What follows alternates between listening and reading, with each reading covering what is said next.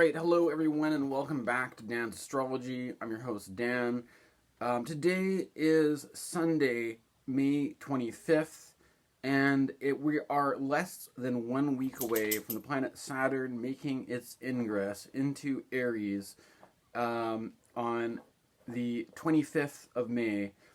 And I have already done a number of videos where I talked about Saturn moving into Aries, Saturn conjunct Neptune, and I will link those below in the description.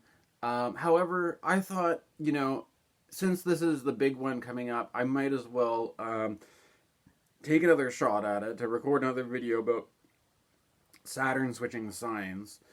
And I thought, first of all, I have an idea for this video, which has to do with one thing that it was last year, basically, during the time when we were having eclipses in Aries, that I was motivated to start doing some therapy. And I talked about all kinds of things with my therapist, but one of the things that I talked about was an obstacle that I had to gardening. And this was kind of interesting for me because over the years, I have varying levels of enthusiasm for gardening. And one thing that I found was that around the time of the pandemic, I grew a lot of tomatoes. And that was kind of fun for me, but part of the amusement of growing tomatoes during the pandemic was that I was renting a place, living away from home, and I had the ability to do this basically all on my own prerogative, right? And the thing about it is that while being a millennial adult child living with my mother and my sister, they tend to be more gardeners than I am, and so all of my efforts at gardening are basically a auxiliary, or like I'm just like another helping hand to the family gardening effort, right? And I think that whole dynamic, if you think about Aries being the Mars-ruled Yangi first sign of the zodiac, it typically stands to do with something independent. And one of these things, for me, how I have learned to understand how Aries works in my own chart, is that Aries often indicates a need for some sort of independent action, right? That there's something about I find when people start doing forms of work, there's like when everybody works together in a group and they expect everybody to kind of join in and everybody do things together. I'm not saying I'm entirely against that. Maybe there's some times when that could be helpful, but when it comes to my family, I particularly don't like it. I particularly don't, and I find, but there's something about this whole situation where I have basically taken to doing a lot of pulling out weeds and stuff like that, and I am been doing work on certain garden beds or garden areas that were constructed by my mother and my sister, right? And the fact that this year I have been focusing on this one garden bed and the fact that it's a family collaborative effort is only perhaps visible if you zoom out from the time period of years and years and years, where there's 1 year where my mom and my sister were working on this bed, now 1 year where I get to work on it on my own without being too caught up with my family, right? But there's something about this whole thing where I just found the experience of being able to initiate projects or to do things, experience the gratification of doing something on your own, of your own initiative, versus when you're doing, it's like you feel like you, like, even if you accomplish something, you don't really feel like you accomplish it, because it's like you're just, your whole family does it, and then they say, like, why aren't you working enough or so much or something, right? Like, so there's something about it where if you're the only one doing it and you're getting it all done, it feels more gratifying, I find, right? There's another thing about this, which, going back years and years and years ago, we've had this clash with some of our neighbors about keeping our yard up to, like, standard in terms of how it's well kept, right? And part of this for me, though, is that I have always just kind of wondered why people are so strict about things like, if you have trees which shed their leaves, there's this there's some people that really hate fallen leaves from trees, right? And I actually am, I think I'm more on the other side. There's maybe a polarity where on one hand you have people who really hate things like fallen leaves, or, you know, scraggly looking, wildly growing leaves and stuff like that. But the thing is, I'm familiar with a certain style of gardening called permaculture, which isn't the same as just letting everything go wild, but it does incorporate, it's the idea of recognizing that nature has its own intelligence to it, basically, right?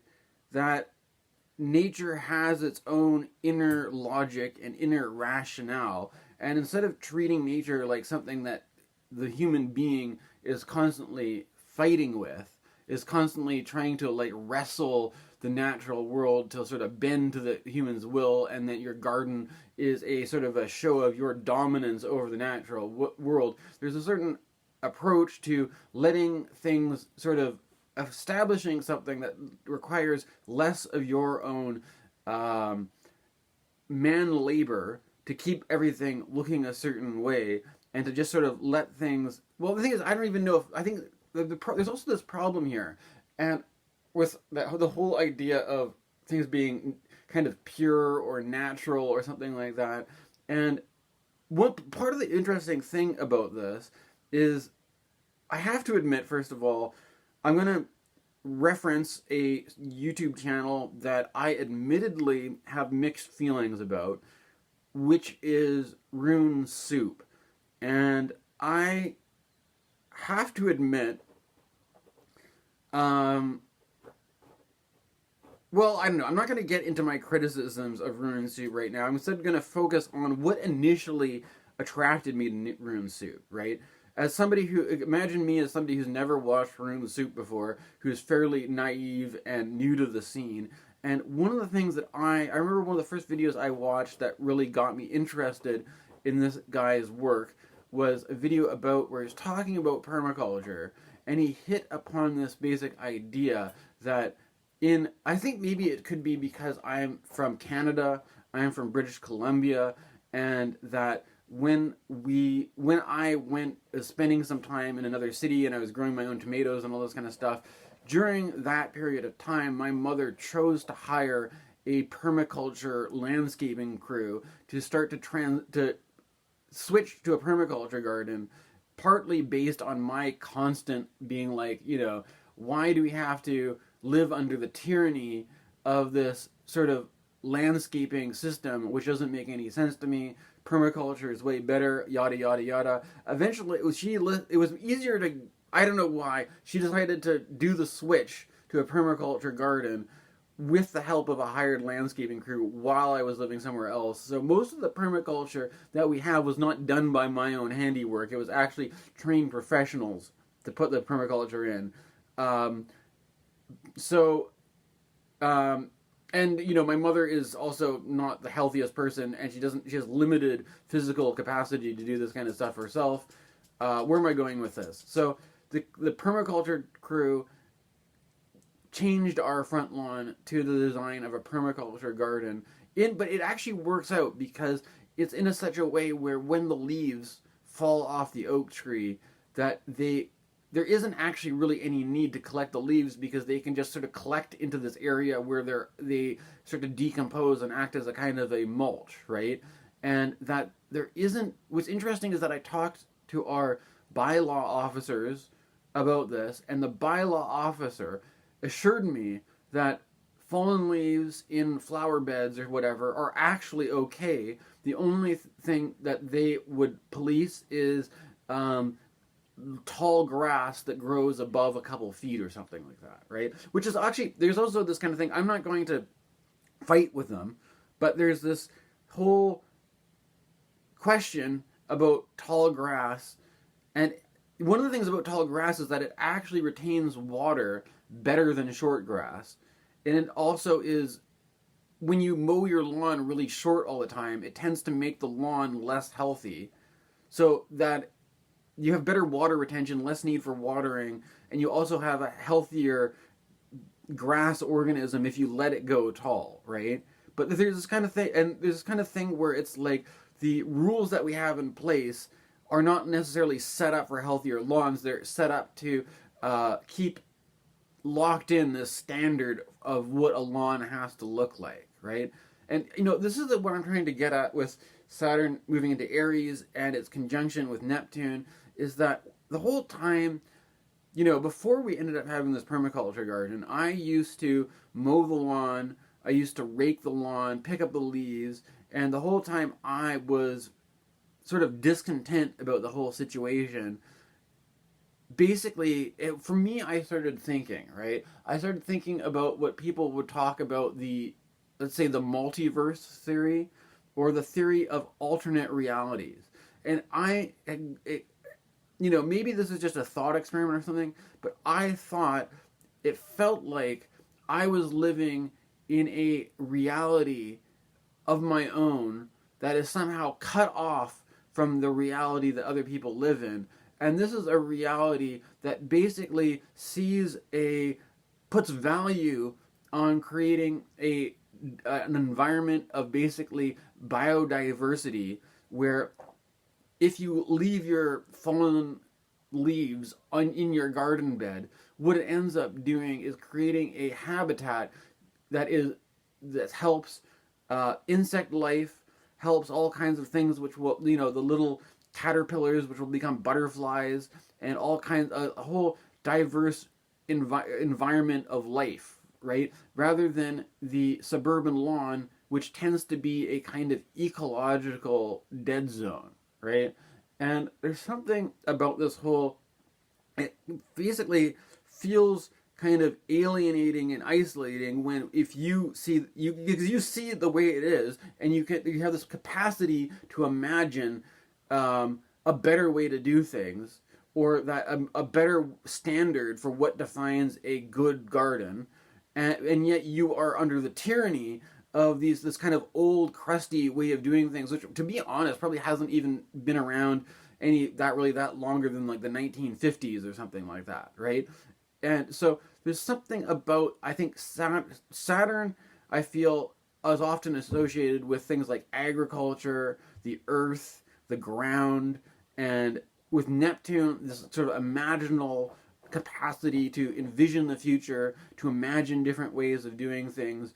And unfortunately, I think that one of the things about this, the whole thing too, is that I have been in the midst of all the terrible things going on with politics and worldwide international drama and melodrama, and all sorts of violence and chaos and destruction, that I have been taking to gardening and to the ideals of permaculture as a kind of a refuge to at least provide myself with a practice that could be a form of, dare I say, self-care, in that by not... And it's not saying that I'm just trying to unplug from the media entirely and just retreat into my own private, individual world, but rather that it gives me something that I can do that helps me to feel better, to get some exercise, and to also have a sense of independence, right, with that Aries element, that part of what makes the process of working on my gardening gratifying is that it gives me a direct opportunity to envision things differently and to act differently, to to practice my gardening differently than other people. And the thing about the whole permaculture thing, honestly, is that I like the idea of permaculture, but if you're actually really serious about going all the way with permaculture, I have to admit that the way my garden is it's only it's you make more sense to think of it in terms of a transition, right? Where that to really, if it was really permaculture, there's certain things that are contingencies, such as the fact that where I live, my municipality has a yard waste curbside pickup program, right? And when I was living in another town, they did not have the same yard waste curbside pickup program. If you wanted to take things to the food waste recycle, the organic recycling, you had to have a vehicle and do that yourself. Or so there's this sort of issue that goes around composting. And I may have mentioned this before, but there's a certain barrier I have yet to cross with permaculture, in that we do have where I live, a compost thing set up, although I have to admit it's deteriorating. Eventually it may need to be rebuilt, but we basically only use grass clippings in there. And part of the problem is that if you are to compost anything other than grass clippings, there is a tendency to attract rats, right? Now, I know there are certain designs that you can do. For example, in Strathcona, in Vancouver, in the community gardens, they have designed their compost facilities with a chicken wire mesh, and that is supposedly pretty good at keeping the rats out. However, I do suspect that even just the presence of a compost unit, which is even secured from rats, could still effectively attract more rats to the area. And that there's also, the more further you go in this direction, the more at risk you are of upsetting your uptight suburban neighbors, right? And although there's also things to do with, like, once you also bring in things like chickens, if you have a chicken coop, you can design a whole permaculture system where the chicken droppings are actually utilized as fertilizer for your crops, right? So that you're not just like you're having a whole interconnected system where the animal fertilizer is actually used to fertilize your stuff. And it's like the kind of thing where most people who garden don't like to think about. Oh, I don't know. What's really interesting that I find, anyways, is that there's this whole issue around, like, cleanliness, sanitation, and all this kind of stuff versus the natural world, and the fact that the natural world is not by definition a clean, sanitary place, right? Oh, I actually got distracted. One of the other things that I was going to say is that while I was so the front yard, which has been converted into a permaculture garden by a permaculture landscaping crew, one of the things that directions that they tended to lean towards was to encourage a kind of going back to the plants which are native and indigenous to the area, to avoid invasive species and all this kind of stuff.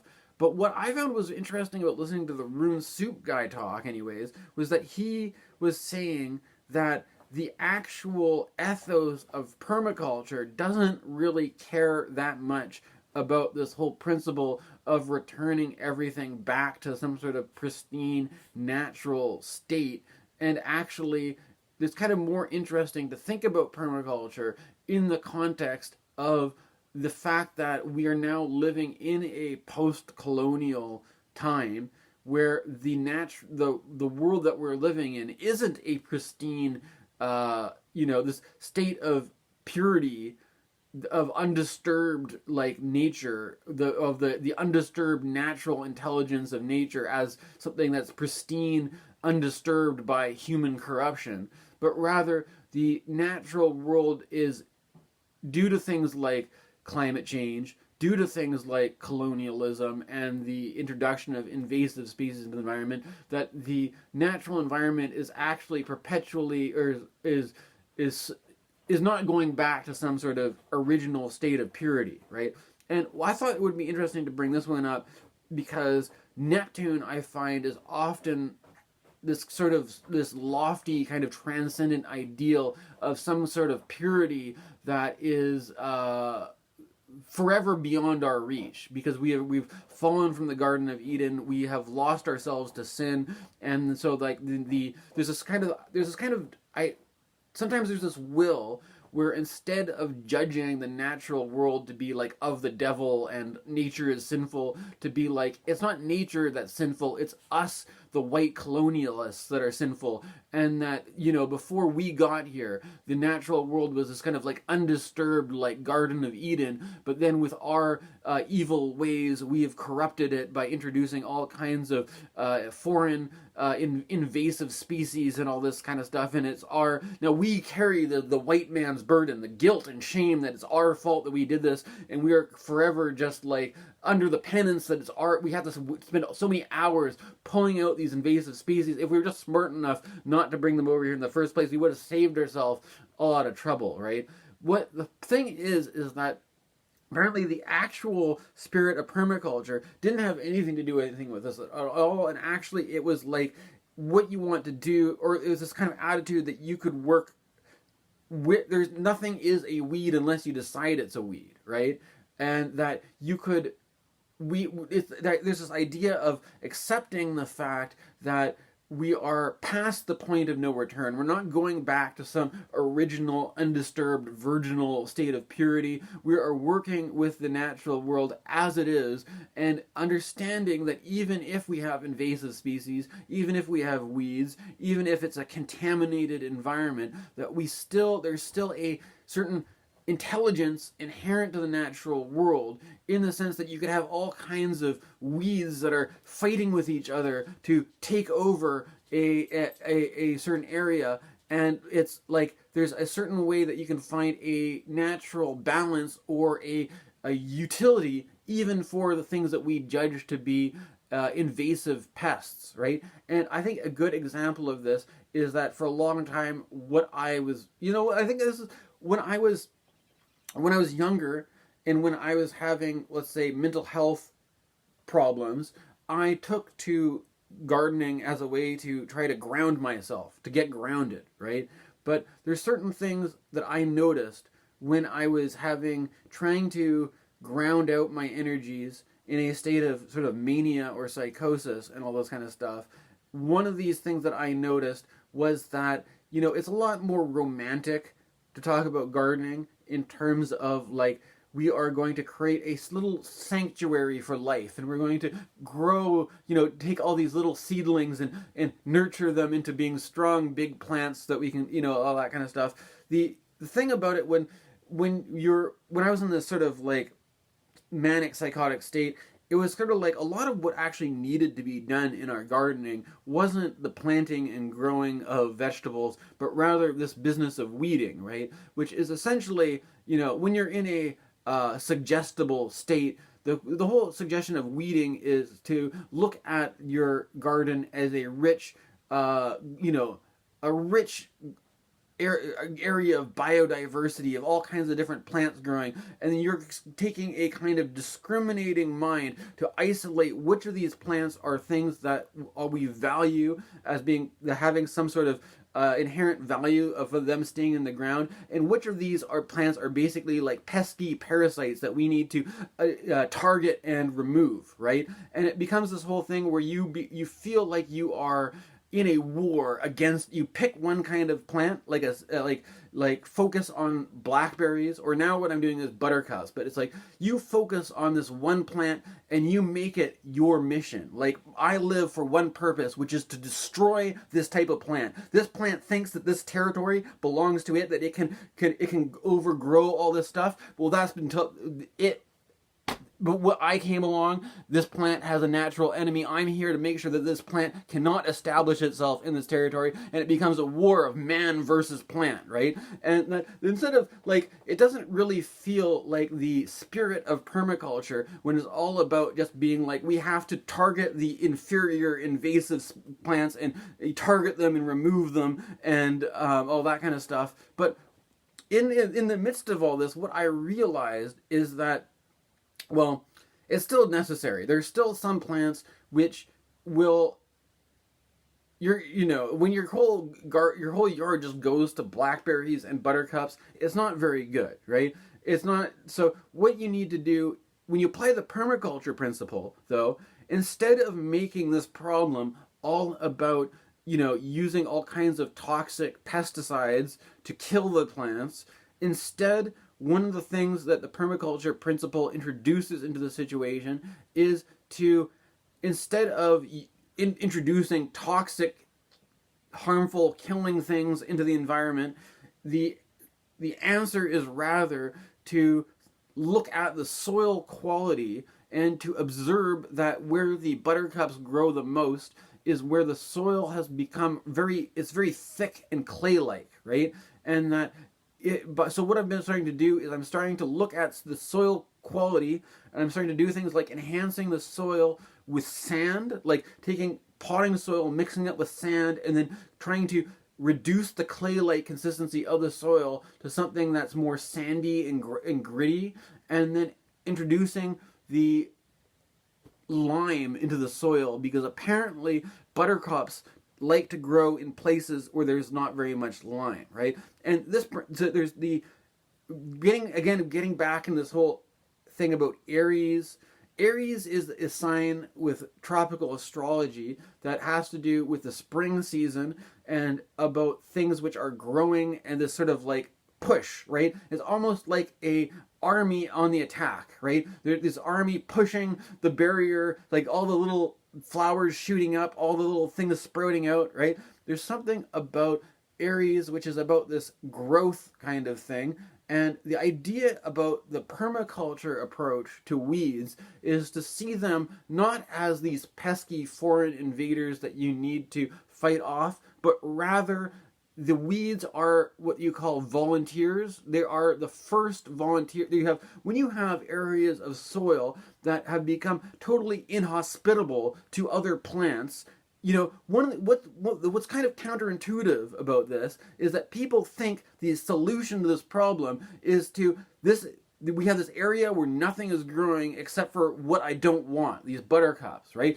And so that the attitude is to take toxic pesticides to spray the buttercups, but what this ends up doing typically is creating an environment that is even more barren and inhospitable to plants growing, and then the only thing that wants to grow there are the most hardy weeds, which are defined in the permaculture perspective not as pests, but rather the first volunteers, the plants which will go to the places where no other plants want to go because they're tough little plants that they can grow anywhere. These are the same plants that will shoot up when you have cracks in the pavement that you wouldn't expect anything to grow there. There's this little like funny weed thing poking up from underneath the pavement, right? Now, these are actually really good, like from the permaculture principle, there's this idea that in the soil that, like, for example, really thick clay soil is from the fact that we live on the riverbed. There's all huge deposits of silt. There's actually a lot of nutrients in the ground, right? And that these weeds, which we judge as pesky little invaders, are actually doing their damn best to pull the nutrients out of the ground and bring them up to a place where they can be useful. They're actually, so what we judge these things as being like, first of all, the product of our own sins, our own shame, our own guilt, ignorance, because we didn't know any better. Us colonialists, we thought we could bring over all these plants, and now they just run amok and ruin everything. And that's the white man's burden. It's our guilt. We took this place which was a pristine Garden of Eden, and we fucked it all up. And now we a bunch of old white guys have to spend the rest of our lives feeling shameful and guilty for all these weeds growing. We have to take all these toxic chemicals to just nuke it all out, right? Instead, we look at it as these are heroic volunteers that will grow where nothing else wants to grow and pull up the nutrient. But the thing is, in this whole organizational system that we have, what we tend to do is pull up all the weeds, put them into yard waste disposal bags, put them out on our front lawn so that the municipality can come and pick them up, take them away to the government, the state run government composting facility, and then eventually, if you want to buy soil, you can buy soil from these people, or I think you may get some for free maybe, but it's like your own weeds go to this state facility where they do the composting, and then they give you some soil. And the people tend to complain that the soil isn't very good, because oftentimes if your soil consists of a whole bunch of weeds, then there might be seeds from the said weeds in the soil, and then when you put the soil, all the weeds come back, right? So there's certain issues like that. If I was to get really serious about permaculture, one of the things, certain areas to push through, to progress in, is to advance our composting facility, or to do more composting on our own property, right? Now, the problem about this is that I think this works really well for things like Saturn and Neptune, because Saturn has this quality that is like not pleasant, right? It would be like the idea that, you know, there's a certain if you look at the planets Venus and Jupiter having to do with things which are pleasant to the human senses, the Saturn typically stands for things which are contrasting, not pleasant to the human senses. Like if Venus is sweet, Saturn is bitter. And Saturn can also be like in an agricultural area when they put manure on the fields, it really doesn't smell very good, right? And there's a certain kind of, where I live, there's this interesting clash between urban and rural sensibilities, in that it's kind of like this in-between place, which is too populated to be considered rural, but too much farmland to be considered urban, right? And that you may have a lot of people who move here may not be prepared for the smell of the manure in the spring and the summer, and it just stinks sometimes, right?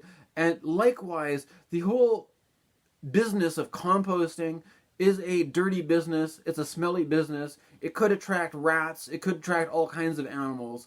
It's not clean. It's not like you're doing things in a clean, industrial lab environment. It's the natural world we're talking about. It's the process of death and decomposition. And this is basically why I'm talking about this, is that I have been finding a certain kind of refuge in the practice of gardening, and although I may not be at the level of creating a permaculture garden yet, right? I've maybe only in the very beginning stages of pushing towards the direction of permaculture. I can foresee certain areas of struggle, certain areas of conflict, certain areas of resistance, and that I can see these areas, I can predict that these areas are going to be, that if I get more serious to the point of, revamping the composting facilities, at what point are the neighbors going to be pissed off at me? At what point is the state going to be pissed off at me? At what point is the man going to tell me that I'm not gardening the way a decent human being ought to garden, because I envision a different way of doing things? At which way is my own independent will of choice of what I want to do with my own property? Will I get to garden the way I want to garden, or do I have to base all my gardening off the adherence to some sort of stubborn rule that actually doesn't make sense, because it fosters a whole system where your yard is an ecological dead zone. There's this thing about having problems with mental health, with mania and psychosis, about using gardening as a kind of a tool for, I don't know if you call it therapy, or as at least a way for self-care or something like that. One of the things is that I grew up, I consider myself to be part of, influenced very much by West Coast hippie culture, the granola, crunchy kind of movement, the appreciation of the natural world. But there's something about the experience of psychosis, which is it's really strange, because it's like there's a sense where you, in the psychotic state, it's like your own mind isn't just your own mind. It's like you feel like you are connected to everything around you, and even like in the sense that if I thought that I was had some sort of attitude about nature and plants and insects and the natural environment, it's like I realize that it's like what I considered to be my own mind is actually constituted by the social milieu of the environment in where I live in. And while I may not judge, let's say, insects in the ground as dirty, evil things, there's some, I don't know if it is the social milieu of the environment where I live, or if it's some sort of strange subconscious memory of ancestral attitude or something, but there's some kind of force that views the natural world as dirty, as evil, as or that all insects need to be exterminated, all germs need to be sterilized, all smells need to be covered up with deodorizing spray. And it's kind of like this sort of it's like this, there's this mentality that's totally cut off from being an animal. It's like this sort of sense of this pristine purity that's completely divorced and separated from the actual natural environment where things grow and flourish, and that there's actually this sort of biodiversity. And when you're schizophrenic, it's like you've got this one part of you that is I really like going down there and playing around in the soil and being with all this kind of the natural world, and there's this other part of you that feels completely foreign and says if you like that, you're dirty, you're gross, you're evil, you're disgusting, you're playing in the shit, you're playing with the bugs, ew, ugh. And it's there's this kind of thing where you're trying to work on your flower bed, and there's this feeling of being judged as look at that sick freak, he's in there with the flowers, oh my god, he's some sort of he's he's an animal, he's a child, he's a beast, he's what is he? He's a freak, he likes plants, oh my god, we need to get this kid and put him in a fucking asylum, and then we need to get a bunch of guys with these really loud leaf blowers to go in there and just start we got this bed where you've got, who knows what the fuck could be in there, man. You could get caterpillars, you could have beetles, you could have all sorts of earthworms. We need to go in there with this huge fucking loud ass leaf blowers go vroom, vroom, vroom, vroom, and then and then we need to reform. We need to get, if this kid doesn't want to be doing that, we need to get him on so many fucking drugs that he's gonna be hearing the sound of that leaf blower engine, and it's gonna be sweet music to him. He's just gonna want to go out there. He's gonna want to spend, maybe I say he's gonna want to take a 40-hour job where instead of playing around in the grass with a bunch of flowers and stuff like that, a little fag boy, we're gonna get some high power equipment, and he's just gonna be out there going vroom, vroom, vroom, vroom, vroom, and then he's gonna feel like he's a real man because he works hard, right? This is so I basically, for me, that is this is basically where I'm at with gardening, is that you could be out there. What I like about permaculture is that it's the tone, right?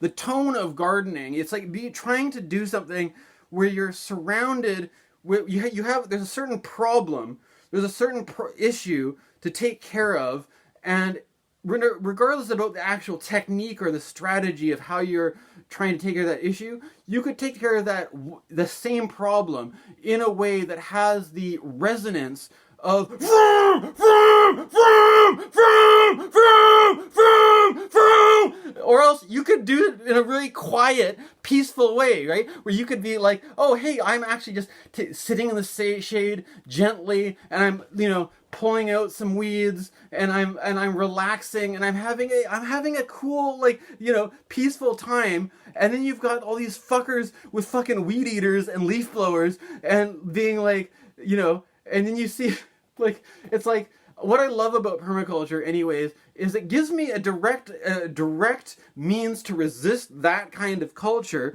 by not spending money on stupid power equipment and just having the time to just sort of relax and, pull out some weeds by hand and kind of enjoy the environment and hear the birds tweet and it's not like some sort of thing like we have to do everything 10 times, really like crazy fast pace to make everything this really flat, sterile, pristine environment and all this kind of stuff. And what's even funnier about this is that there's this whole issue with the Schafer beetles, where the people who take that approach to gardening, where it's like, it feels like their mentality is that they're so dead set against the natural world that they want to make their garden look as unnatural and as sterile and as lifeless as possible.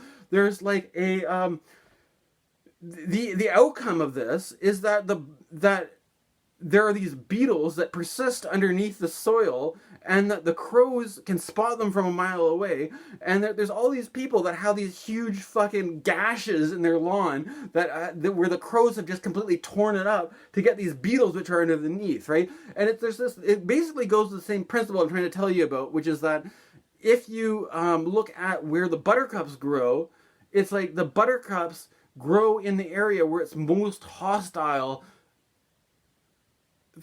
for things to grow. Like if you create a situation where the environment is very hostile to things growing, the things which will do well in that environment tend to be the most invasive kind of species, right? Because the invasive species are the hardiest little animals or the hardiest plants, right? That they're going to go where nothing else goes because they're real tough fuckers, right? And so what you end up doing by taking that kind of approach where we're going to deal with our weeds with a lot of pesticides and all this kind of stuff, or we're going to deal with our lawn care by making it this totally sterile, flat, almost looking astroturf looking thing. It's like that creates the environment where the only things that can establish there are the ones that tend to be the biggest pests, and that it's actually the crows are removing them, but the crows are removing them in such a way which is disturbing this sort of false image of the pristine astroturf lawn. And basically, it's sort of like the karmic consequence of choosing to do your lawn that way. It's like, if your mentality is to approach lawn care from this perspective, this is the natural outcome, right? And that I just look at this and it's hilarious, right? It's like, I used to have this feeling of walking around my neighborhood feeling like the whole landscape design mentality feels very fake and artificial. But now that when you have all this fake artificial landscaping with these huge, it's like having craters in the middle of the lawn just being torn apart by crows, it's like, I'm actually enjoying this now. It's like I can kind of laugh every time. And when you walk past, some people get their entire front lawn just replaced, right? Like the whole thing torn up and just a new layer of lawn. And it just looks hilarious. I just crack up laughing whenever I see it, right? And I would maybe, I don't know if it's as good as having a permaculture garden in your front lawn, but it sort of lightens up the stress of the situation, basically, right?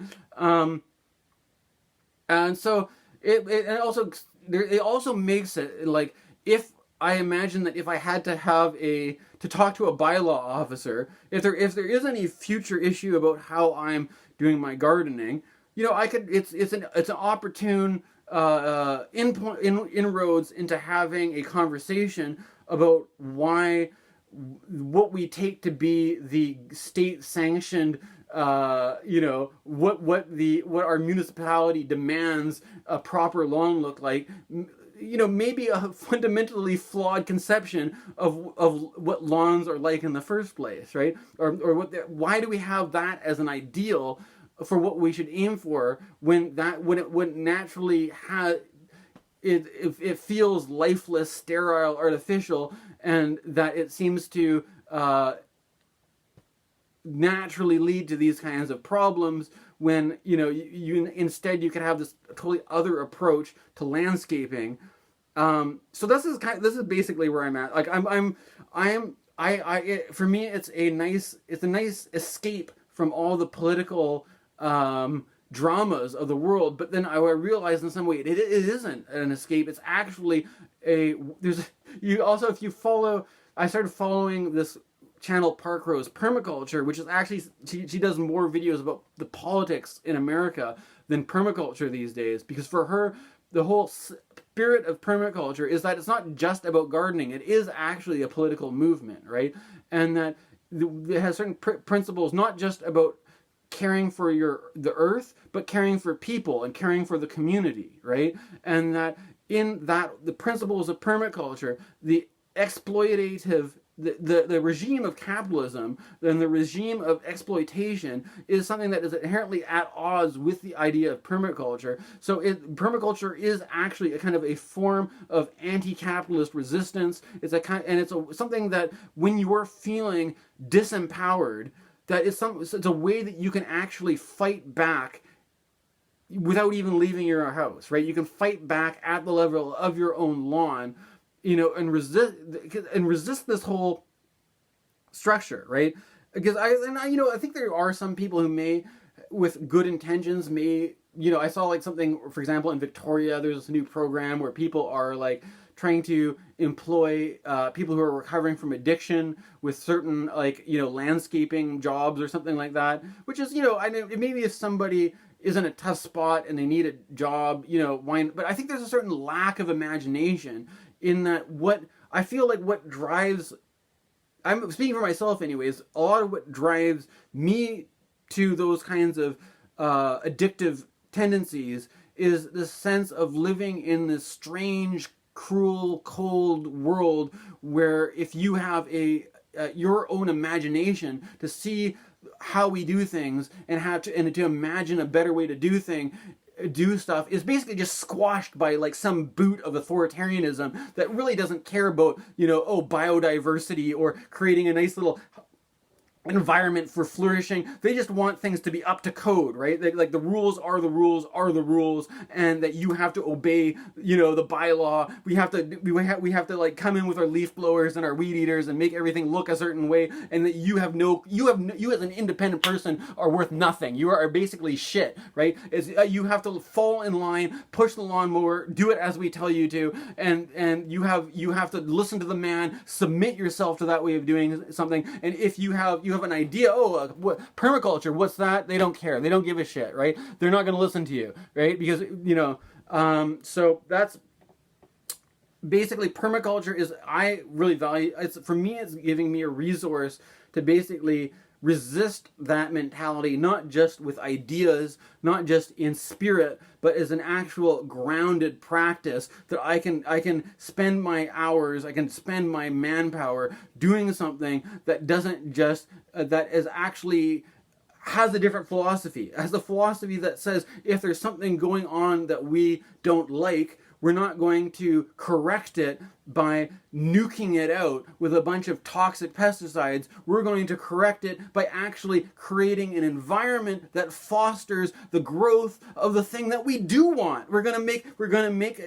look at the soil conditions and see, why does this certain thing that we don't want, why is it attracted to this kind of condition, and what do we give it, what do we supplement it to make it more attractive to other things, rather than let's So it's basically trying to attract the thing that you do want rather than using violence and domination and destruction to just kill and obliterate the thing you don't want, because it's as if it's similar to, let's say, if you had a certain area where there's a lot of war and violence that breeds a lot of hate and counter violence, and that instead of to see that the more that you just try to dominate and crush and kill and destroy, the more you tend to get the only thing that can set itself up in that environment is something which is extremely hostile, right? So the more you do that, the more you are creating the environment which creates more hostility and more violence and more bad things, right? So instead, the idea that it's it's not just gardening, it's there's a whole philosophy behind it, which is how can we give the soil, fertilize the soil with the nutrients or the conditions necessary to support something better, rather than just looking at it let's just develop new toxic chemicals to spray on everything, right? Okay, so this is my crunchy granola West Coast permaculture inspired video for Saturn's ingress into Aries. Hopefully hopefully you guys can tell. I don't have to put so much energy into describing why I feel like this is irrelevant for Saturn, Neptune, and Aries. Hopefully you got it. Thanks for watching.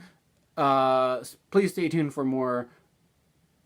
And if you guys want any natal chart readings, I can do it. I'm your man.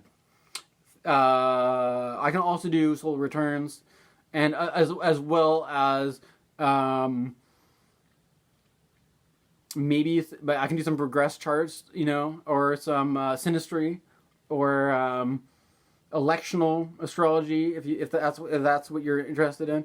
Let me know. Anyways, thanks for watching.